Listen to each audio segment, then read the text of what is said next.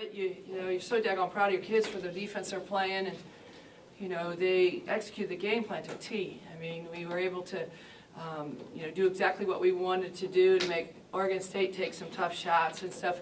You know, it's one of those times in basketball where individually and as a team we're missing easy shots, and it happens. You know, nobody likes it, but you got to keep shooting and shoot yourself out of it. And I know these kids will, but I thought defensively, you know, I thought we played way better than we did in Corvallis, you know, at the beginning of the season, and so I'm proud of our kids for that. And I believe in this group, and we're just going to stay positive and keep firing through it, and it'll come back to us. I believe that on offense. You know, that was really one of the weirdest things, and I've watched a lot of your basketball lately. What do you try to tell the kids in timeouts and whatnot when they're, I mean, when you're hitting the backboard just like you're supposed to do on a layup and it's still not going in? What do you tell your kids? Well, you know, we try to keep the focus off of that because it's obvious to them, and everybody in the arena going, oh, you know, and all that. And we try to keep the focus on, hey, you know, let's go down on the other end and get another stop, and get us back into our running game, and you know, not keep dwelling on the negatives, and keep encouraging the positives that were going on. And I thought that they kept their energy up on the defensive end. To their credit, I thought nobody tried to be a lone ranger and do it themselves. It's just one of those nights, and it is what it is. I've got a good team. They're talented. You know, I'm just going to keep believing in them, and I know that it'll come back to them. How much of that zone, they had a really nice big zone defense on you guys, and you had a hard time working inside. Did that surprise you at all? No, it was the same zone that they played all year. I thought that we got into early the gap was closed, and as we started spreading out, and you know, April hit a couple shots, and the gap started to open back up, and you know, I mean, if you look at the shot chart, we got a ton of shots in the gap, you know, but they didn't fall. So they don't fall, but you know, shooting percentage-wise or looking at the shot selection, had no problem with that. I thought the kids took good shots. They just didn't go. And sometimes it's just that simple. I wish I had a magic wand I could wave it, because it's a great group of kids that work their butts off every day. But it's also part of basketball. It's a part of any sport. You go through some slumps, and hopefully we can get out of this slump quick. Do you feel you matched up well? Because it seemed like they had two bigs out there at all times, and it seemed like you had a little bit of a smaller lineup going on out there. Well, I thought that we were running really well, and you know, you saw us go over the top with Hannah a couple of times, and I thought that their front line had a hard time keeping up with us, and also we were trying to utilize our speed a little bit more against their size.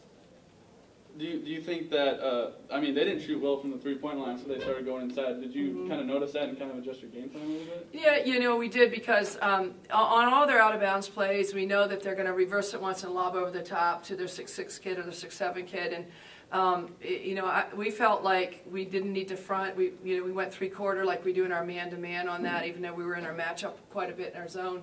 And we were just trying to play on one-on-one and stuff, because they do clear out the backside. You know, they run some triangle. You know, you guys saw that tonight too. And I thought that as we adjusted to just playing three-quarter to behind, I thought that their post had a hard time scoring against that.